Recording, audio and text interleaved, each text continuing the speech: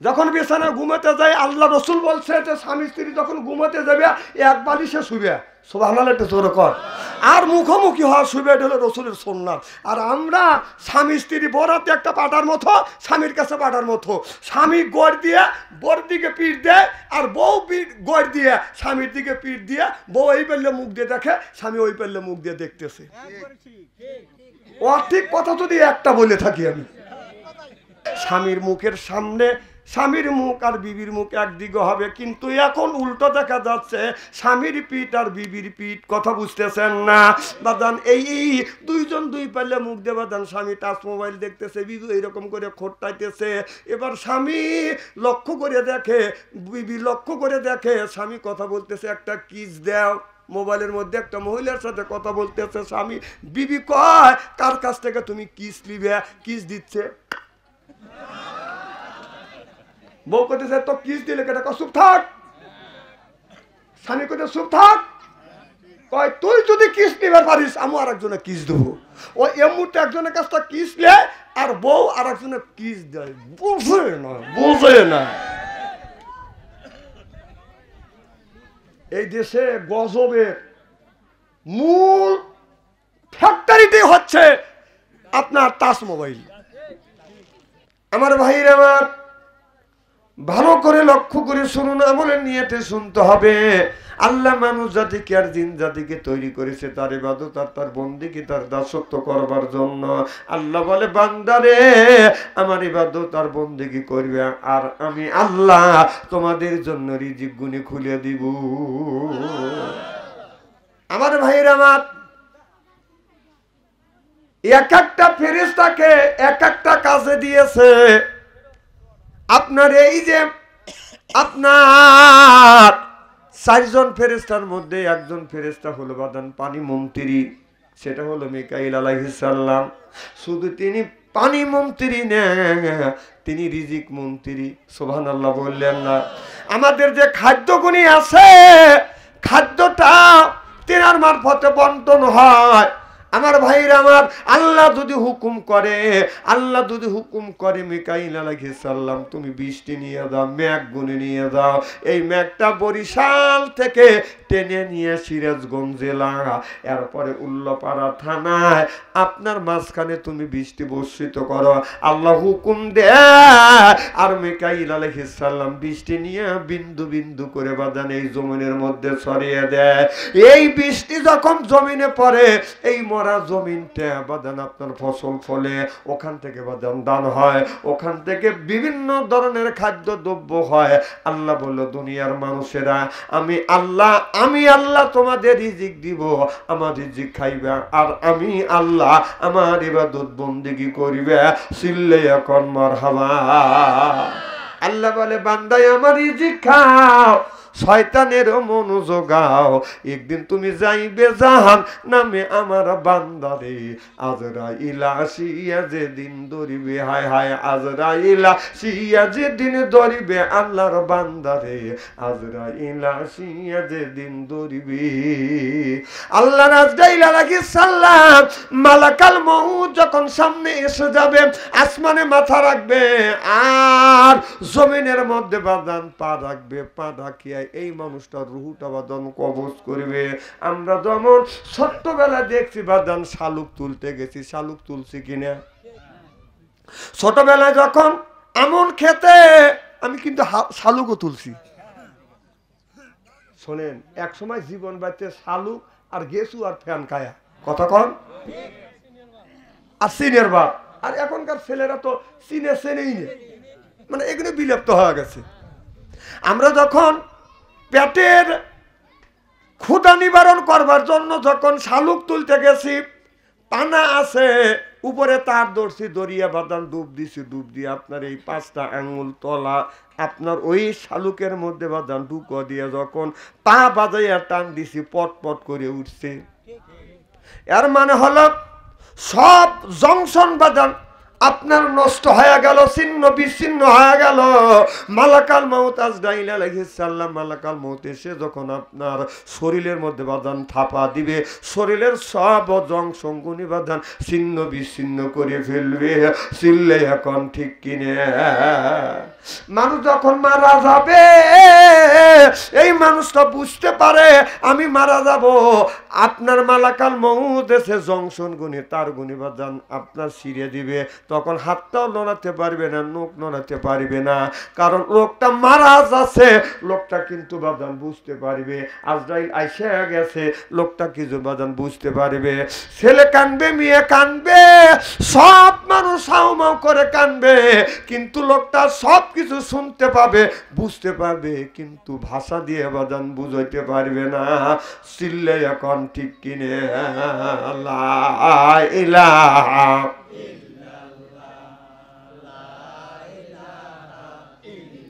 লা ইলাহা ইল্লাল্লাহু মুহাম্মাদুর রাসূলুল্লাহ লা ইলাহা লা ইলাহা ইল্লাল্লাহু মুহাম্মাদুর রাসূলুল্লাহ সাল্লাল্লাহু আলাইহি ওয়াসাল্লাম। আল্লাহ বলেছেন, ও দুনিয়ার মানুষেরা, আল্লাহ তাকুলু, সুদ তো খাওয়া দূরের কথা, সুদের ধারের কাছেও যায় না, এ কথা কার? আল্লাহ বললেন কুলু মিন তৈয়বাতুন মা রাযাকনাকুম, আগে হালাল খাও, এরপরে আমি আল্লাহ এনার ইবাদত করো। আপনার যদি হালাল যদি খাবার যদি না হয়, আপনি হালাল খাবার না খাইয়ে হারাম খাবার খাইয়ে যদি আল্লাহর ইবাদত করেন, জীবন ভরা আল্লাহর ইবাদত করিয়া কপালে যদি দাগ তোলেন, তারপরে এই ইবাদত আল্লাহর দরবারে কবুল হবে না। আল্লাহ বলেন আগে হালাল খাও, তারপরে আমি আল্লাহ আমার ইবাদত করো।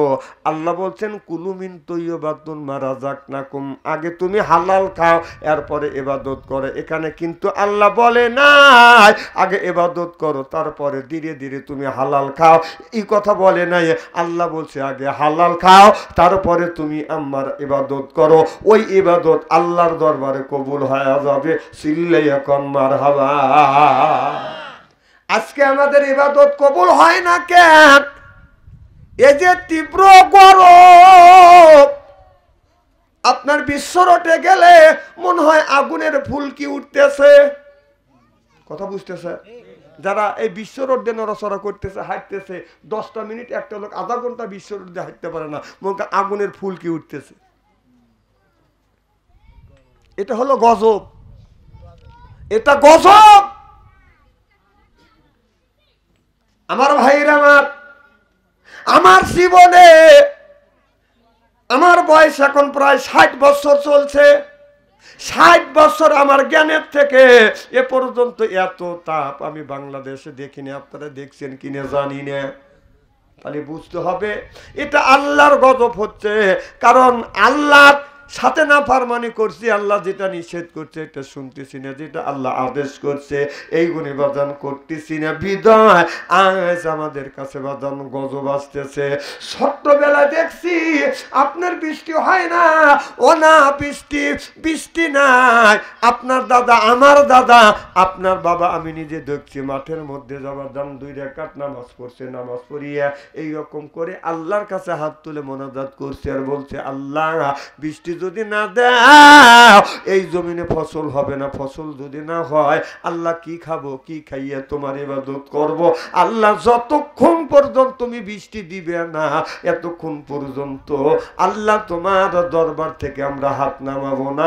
আমি নিজে দেখছি বৃষ্টি পড়ছে, ভিজে ভিজে বাড়িতে আসছি। কি মুরব্বি সুবহানাল্লাহ, একটু জোরে কর। এখন নামাও বৃষ্টি, নামাও বৃষ্টি নামাও। তোর না 32 লক্ষ মুরিদ আছে, বেবাক সালাবিলে ভালো। হ্যাঁ নামা বৃষ্টি নামা। আমাদের বাপসাটা তো করাই সহি আসছিল না। হ্যাঁ আরে এত শুদ্ধ করে পড়ি, আর এখন আপনার সূর্য ওঠার 1.5 ঘন্টা আগে সেহেরি খাওয়া বন্ধ দেয়। আর আমাদের বাপ দাদারা বাপসারা সূর্য ওঠার আগে দরজা দিয়ে আপনার সেহেরি খাইছে, তারপরে দোয়া করছে, বৃষ্টি নামাইছে। এত সকালে যতক্ষণ পর্যন্ত আপনার পশম দেখা গেছে এতক্ষণ পর্যন্ত ইফতার খোলে নাই, ওরা দোয়া করছে, বৃষ্টি নামছে। এখন দোয়া কর, নামা বৃষ্টি নামা।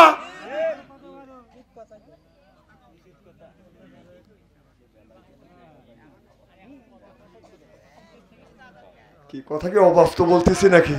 এই যে এনারাই বৃষ্টি নামাইছে, আর আমরা নামাই নেই, বৃষ্টি নামাইছে, এনাদের পিস পিস গেছি, ভিজে আইছি। সুবহানাল্লাহ তো জোরে কর। দুনিয়ার এত মানুষ বৃষ্টির লেগে কান্নাকাটি করতেছে, একটা পীর বেটা শালাও দোয়া করে রে আল্লাহর কাছে। হাসেন না।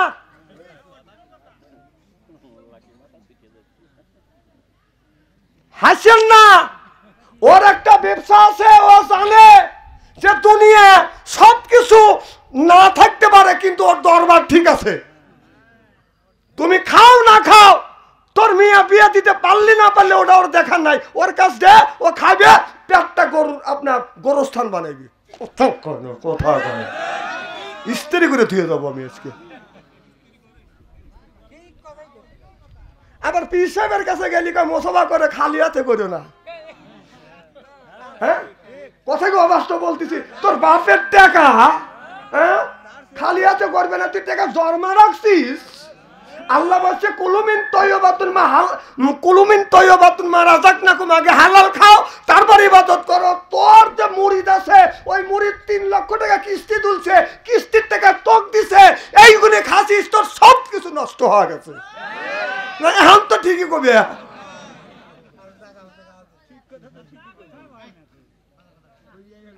রাগ করতেছে না, আমাকে এসে রাগ করে লাভ নাই। কে না না, আমার সভাপতি সাহেব, আমার ওয়াজ যে এরকম বেকা ওয়াজ, এখনই আপনারা শুনিয়ে আনছেন।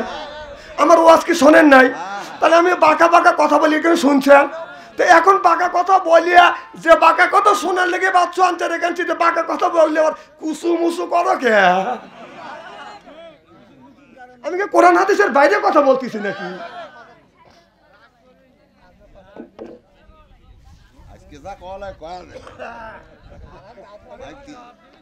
না না, মাইকটা ভালো হয় নাকি?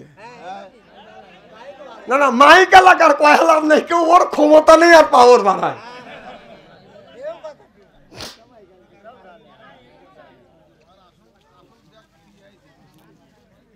শোনেন, এই যে আমি কল হক্কানি পীরের বিপক্ষে কথা বলতেছি না, আমি কল ফুরফুরা ওমর সিদ্দিকের খলিফা একবারে ভ্যালু মনে করেন না, আমি কল তাদের বিপক্ষে বলতেছি না। কিন্তু আমি বলতেছি দেশের কিছু লোভী আপনার পীর আছে, টাইগারের জন্য বলতেছি যে তুমি যে তোমার চাকরি নাই বাকরি নাই, ওরস মাসের মধ্যে সাথে সাথে তুমি ওরস করো, লক্ষ লক্ষ টাকা কামাই করো, চাকরি নেই বাকরি নেই, 13 বিঘা করে জমি কেন, লক্ষ লক্ষ টাকা তুমি ব্যাংক ব্যালেন্স করো।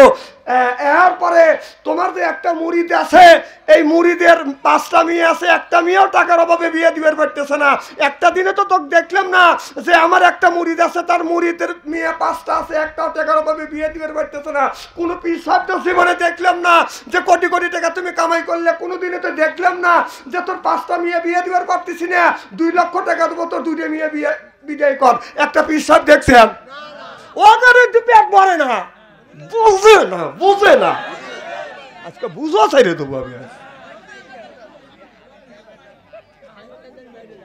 শোনেন, হাসেন না, কথাগুলি বুঝেন। আবার আমরা কিছু মৌলবী আছি, দালালি করে সেই বেটার পক্ষে যায়। দালালি কম করে কর, তোর বাঠাম ফাটাবি আল্লাহ। তুইও যাস হাসরের ময়দানের, আমরাও যাব। দালালি জায়গা পাও না, তাই না? দালালি কম করে করো। আচ্ছা, আমি কি আমার সেরা বলছি, সুযোগ পাইছি, একটু সুযোগ পাইছি, আপনাদের মতো লোক দালাল আছে, আমি তো হুজুর কারে ধরিয়ে নিছি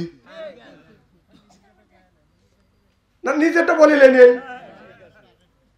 একটু সুযোগ পাইছে, হুজুর কারে যদি একটু ভাষা পায়, খালি বাঁশ দেওয়ার জন্য পয়সা থাকে মানুষ, তাও আহিয়ালা বাস। আমি বুঝি না। আমার ভাইয়েরা, মুসলমান ভাইয়েরা, আল্লাহর হাবিবের পেয়ম্বরেরা ভালো করে লক্ষ্য করে শুনুন, আমলে নিয়তে বদন শুনতে হবে। তাহলে এখন আমাদের দেশে বদন এত মানুষ বদন দোয়া করতেছে, কেন দোয়া বদন কবুল হচ্ছে না? এর মানে হইল আমাদের ভিতরে হালাল খাবার নাই। আমাদের মুরিদেরা যত টাকা দিচ্ছে, এই টাকাটা হালাল পথের থেকে আনতেছে না হারাম পথের থেকে আসতেছে। এই টাকা আমাকে দিচ্ছে, জিজ্ঞাসা করতেছি না। মসজিদে যাই ইবাদত করি, বন্দেগী করি, কিন্তু একজন সুদ খায়, সে ব্যক্তিও বাদান মসজিদে দান করছে, সে একটা টাইজ দিছে, ওই টাইজের উপরে বাদান সেজদা মাথা লাগাইয়া কপালের মাথা ঠেকাইয়া সুবহান রাব্বিয়াল আলা বলতেছি, কিন্তু ইবাদত বন্দেগী কবুল হচ্ছে না, কারণ সুদখোরের টাকা দিয়ে বাদান মাইজা করছি। বুঝো না দোয়া কবুল করা তোদের কারণে আজকে দেশে অশান্তি, দেশে গজব বৃষ্টি হচ্ছে না, এত তীব্র গরম, মুখে আগুনের ফুলকি পড়তেছে। তারপরে আমাদের ব্যথা বিধি কি থামে আছে? থামে নাই কে? ওরা খালি টাচ মোবাইল খালি একদম খোট্টা যাইতেছে। কে তোকার বুড়ো আঙুলে প্যারালাইসিস হয় না? ওই প্যারালাইসিস ওই ব্যথা বিধির হওয়ার আগে ওই বেটার মাপ আর বেটার বাপের আগে হওয়া দরকার। বুঝো না কে? কারণ তুই তো একটা দিনে নিষেধ করলি না, বুড়ো আঙুলতে খালি এরকম খোট্টা যাইতেছিস। ঢাঙ্গা ছেলেরা কি করতেছে, এই তো গজব, এত গরম, ওরা একটাবারও চিন্তা করতেছে না, ফেসবুকের মধ্যে যা আছে সব দেখতেছে, তাও দেখে আড়ালে যায়। সুন্নি বিড়াল চেনেন? যে বিড়াল গুনি ভালো, যে বিড়াল গুনি ভালো আপনার পাশে বসবে, মেও মাও করবে, আপনি এক টুকমা খাবার দিবেন, ও খাবে, খাইয়া যায় ঘুমাবে কোথায়? আপনার খাটের উপরে ফ্যান ঘুরতেছে, ওই এক কানির ঘুম পাড়তেছে আর চোখ টিপ পাড়তেছে। কথা কন না হয় আপনার তোষকের উপরে ঘুমাবে, না হয় বাড়ি চেয়ারের উপরে ঘুমাবে, না হয় টেবিলের উপরে ঘুমাইবে, যেটা ভালো ওইটা ওরা ঘুমাইবে, ওর তো কোনো টেনশন নাই, আমাকে মারবে না, এই জন্য আরামে ঘুমাচ্ছে। আর যেটা সুন্নি বিলে ও চুরি করে খাবে, জোরের মধ্যে যাবাদান আপনার ওই ঘুমাইবে। আমাদের ছেলেরা হয়েছে সুন্নি চাইতো সুন্নি, মেয়েরা হয়েছে সুন্নির চাইতো সুন্নি। আমি ছেলেকে জন্ম দিলাম, আমি ছেলেকে সন্ধ্যার সময় খুঁজে পাই না, ছেলেকে খুঁজে পাই রাস্তার গ্যাপ চিনে খেরের পাড়া আড়ালে, ও কি করতেছে? আর তুমি বাবা মসজিদে তা বেবাতে চাও, ও আল্লাহ এটি বেবাও। তো ছেলে কি করে? আল্লাহ বলেন ইয়া আইয়ুহাল্লাযিনা আমানু, হাজার ইমানের বিশ্বাসী, কুআনফুসিকুম, নিজে বাঁচো, ওয়াহিলিকুম নারা, এ কথা কার? আল্লাহ বলে নিজে বাঁচো, তোমার আহেল পরিবারকে বাঁচাও। আজকে নিজেও বাঁচলাম না, আহেল পরিবারকে বাঁচাইতে পারলাম না। আজকে ছেলের হাতে বাঁধান স্ক্রিন টাচ মোবাইল তুলে দিচ্ছে পাতার মতো, মনে হয় মাঝে মধ্যে বাঁধান মরিচ বাঁচতেছে। কথা কর। বোরা তো টাচ মোবাইল, সভাপতি সাহেব, বোরা তো টাচ মোবাইল, জামারিয়া তো টাচ মোবাইল। যখন বিছানায় ঘুমাতে যায়, আল্লাহ রসুল বলছে যে স্বামী স্ত্রী যখন ঘুমাতে যাবে এক বালিশে শুবে, সুবহানাল্লাহ একটু জোরে কর, আর মুখোমুখি হওয়া শুবে, এটা হলো রসুলের সুন্নাত। আর আমরা স্বামী স্ত্রী বোরাতে একটা পাটার মতো, স্বামীর কাছে পাটার মতো, স্বামী গড় দিয়ে বোর দিকে পিঠ দেয়, আর বউ গড় দিয়ে স্বামীর দিকে পিঠ দিয়ে, বউ এই পেলে মুখ দিয়ে দেখে, স্বামী ওই পেলে মুখ দিয়ে দেখতেছে। ও ঠিক কথা যদি একটা বলে থাকি আমি,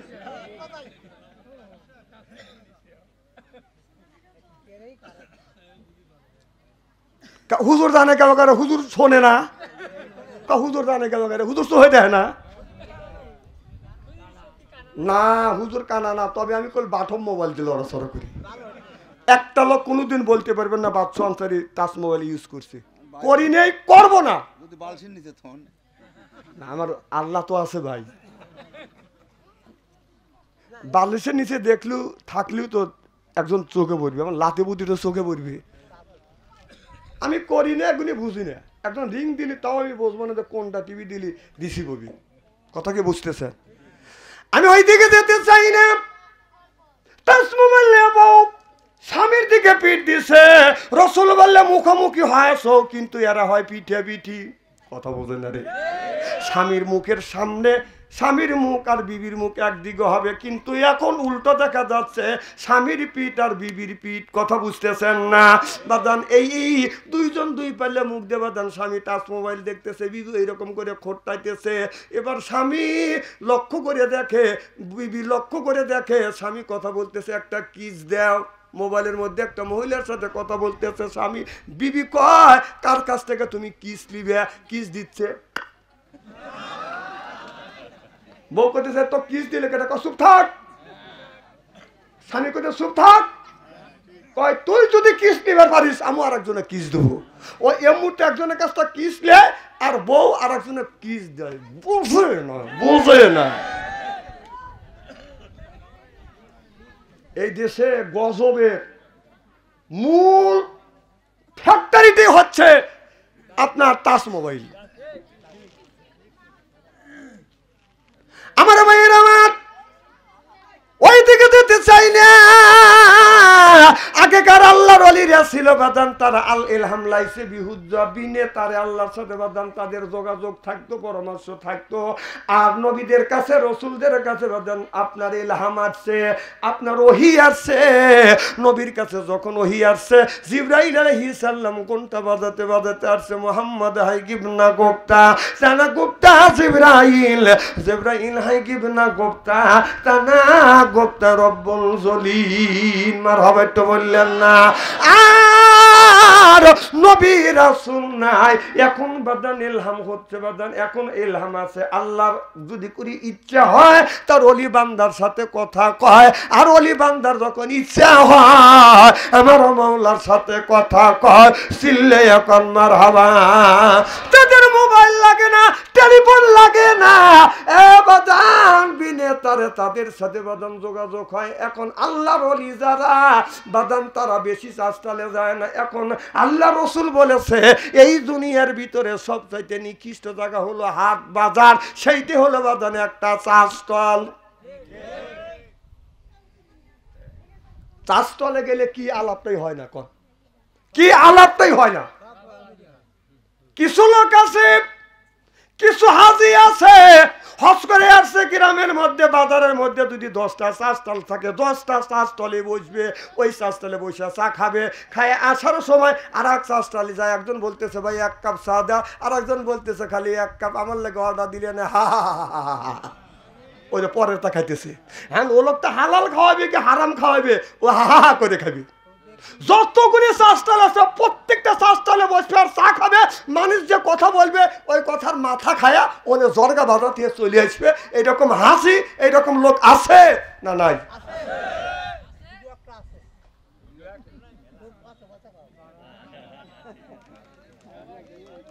আচ্ছা, আমি কি কারো নাম ধরে বলতেছি নাকি? বড় বড় চোখ করে তাকান কে? না না, আমার কথা হলো যে গ্রামের মধ্যে যদি একটা দুর্চরিত্র যদি মেয়ে থাকে, এই দুর্চরিত্র মেয়ে 50টা যুবকের ইজ্জত নষ্ট করবার জন্য, ইমান নষ্ট করবার জন্য একটা দুর্চরিত্র মহিলাই যথেষ্ট। কথা কন। আর গ্রামের মধ্যে যদি 50টা দুর্চরিত্র যদি পুরুষ থাকে, আর মেয়ে যদি একটা যদি সতী মেয়ে থাকে, ওই একটা সতী মেয়েকে 50টা মানুষ মিলেও তার ইজ্জত নষ্ট করতে পারে না। কথা কন। ঠিক 4 স্টলের ভিতরে যদি 1000 লোক থাকে, 100 জন লোক থাকে, তার মধ্যে একজন মানুষের কথা বলার, আপনার ওই গল্প মাথা খাওয়ার লোক থাকেই আলাদা, একাই যথেষ্ট। 10টা চা স্টল গরম করা একজন দুজনই যথেষ্ট। গ্রামের মধ্যে কি সন্ত্রাসী ব্যাপার করে না? 2-1 জন করে। এই 1-2 জন যদি সন্ত্রাস করে, একজন যদি চাঁদাবাজি করে, সারা গ্রামকে তোল উপর করে তোলার মতো লোক 2-3 হলেই যথেষ্ট।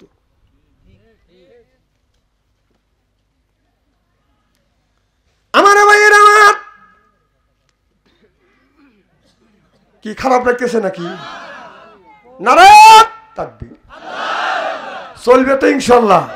আমি কোন ওয়াজ শুরু করি নাই, কেবল ধারণা দিচ্ছি।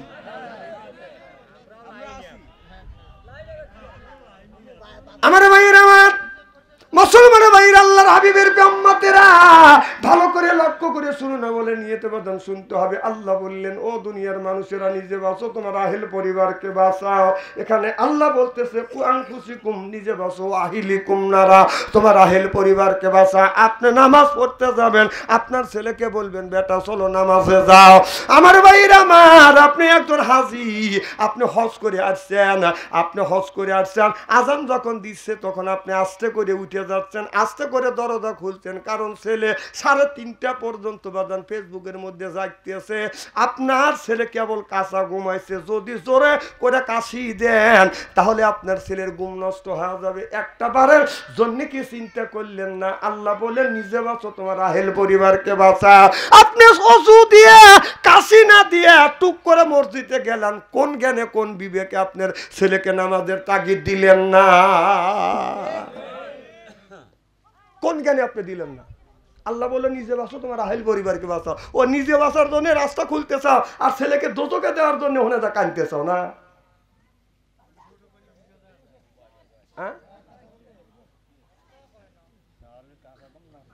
ছেলের কাঁচা ঘুম নষ্ট হওয়া যায় না, জ্ঞান আছে তো এদের। আমার ভাইয়ের আমার, তাহলে আপনার ছেলের বয়স হলো আপনার 20 বছর, 18 বছর, 20 বছর, 25 বছর হলে একটা ছেলেকে বিয়ে করানো হয়। ছেলেটা যখন বিয়ে করতে যাবে, বউ ঠিক করছে বিয়ে করতে যাবে, ওই দিন বাদান 2 রাকাত নফল নামাজ পড়ি, এরকম নিয়ম আছে না নাই?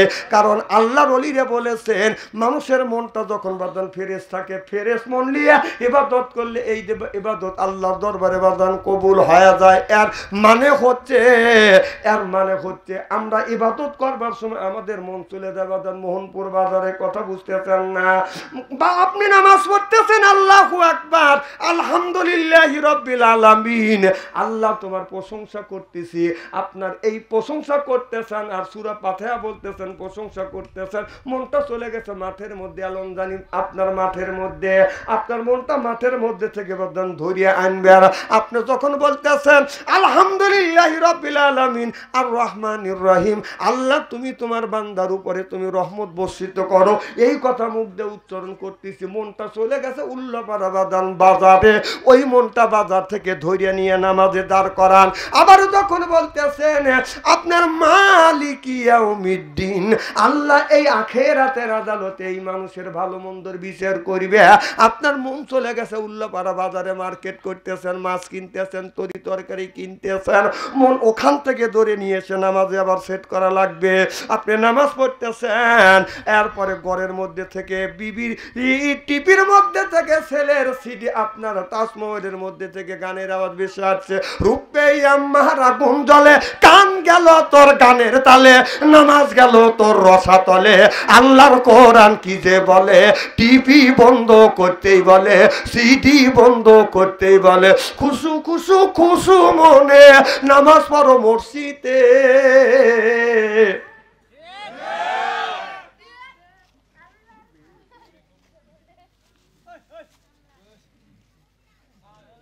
আপনার দমকাল লাগবে না, আপনি এখানে আইছেন, জায়গায় এসে বসো।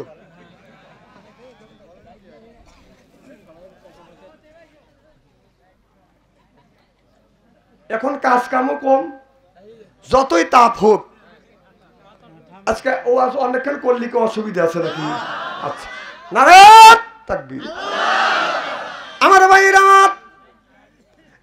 মুসলমান ভাইরা, আল্লাহর হাবিবের উম্মতেরা ভালো করে লক্ষ্য করে শুনুন। ছেলেটা যখন বিয়ে করতে যাবে তখন 2 রাকাত নফল নামাজ পড়তে হয়। যদি বলা হয় যুবক তুমি নফল নামাজ পড়ো, কারণ আজকে তোমার জীবনের সব চাইতে আনন্দের দিন একটা, যুবক আর যুবতীর সব চাইতে আনন্দের দিন হলো বাদান বিয়ের দিন। একটা যুবকের সব চাইতে আনন্দের দিন হলো বাদান বিয়ের দিন, আর একটা মেয়ের আনন্দের দিন খুশির দিন হচ্ছে বাদান বিয়ের দিন। যদি বলা যায় যুবক রে আজকে তোমার জীবনের সবচেয়ে আনন্দের দিন বিয়ের দিন, আলমাস ভাই কথা কি খারাপ বলতেছি? আমরা তো দিন বিয়ে করতে গেছি, আমাদের মনের মধ্যে একটা ফয়েজ অন্যরকম, কথা বোঝে না রে।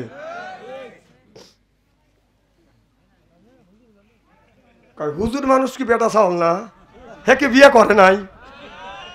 এগুলো একটা কথা নাকি আদি সাহেব? কন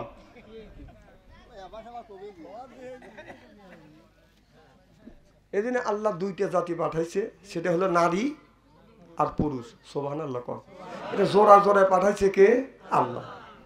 পুরুষকে ঠান্ডা রাখার জন্য নারীকে তৈরি করা হয়েছে, নারীকে ঠান্ডা করবার জন্য আল্লাহ পুরুষ তৈরি করেছে।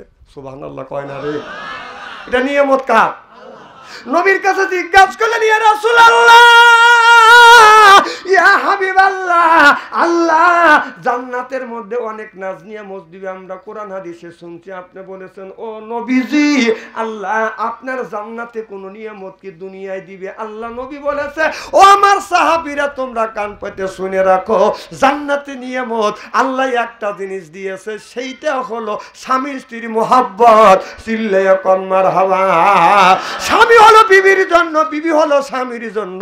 এটা হলো জান্নাতের 1 নাম্বার নিয়ামত। সিল্লা কোন মারহাবা। আল্লাহ যদি আপনাকে জান্নাতে বড় একটা আপেল দিবে, আল্লাহ বলবেন বান্দারে এই আপেলটা তোমাকে দিলাম কারণ তুমি ইবাদত করছো, আর আমি আল্লাহ ওয়াদা দিয়েছি ইন্নাল্লাহ ওয়াদাকুম ওয়াদাল হক, আমি আল্লাহ ওয়াদা মতে তোমাদের দিয়ে দেব। এই যে আপেল আছে, আপেল খাও।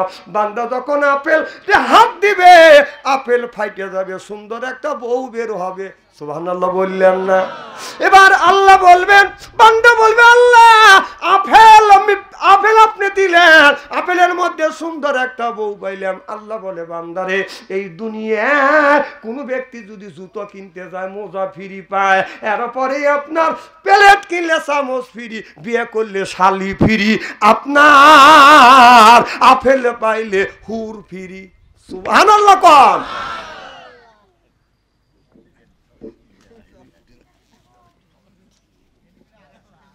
না কথা কি বোঝা যায়? সুবহানাল্লাহ কোন? আমার ভাইরা ভালো করে লক্ষ্য করে শুনুন, আমলে নিয়তে শুনতে হবে। এইবার যুবকটাকে বলা হয়, যুবককে তুমি নফল নামাজ পড়ে, এই জন্য মেয়েটাও বাড়ির থেকে নফল নামাজ পড়ি আল্লাহর কাছে হাত তুলে মোনাজাত করে, আল্লাহ যেই যুবকের সাথে তুমি আমার জুরি লিখতেছো এই যুবকটা যেন ভালো হয়, আল্লাহ যুবকটা যেন আমার কথা শোনে, আর যুবকটা মাঝে মধ্যে আমাকে নিয়ে যেন উল্লোপাড়া বাজারে যায়।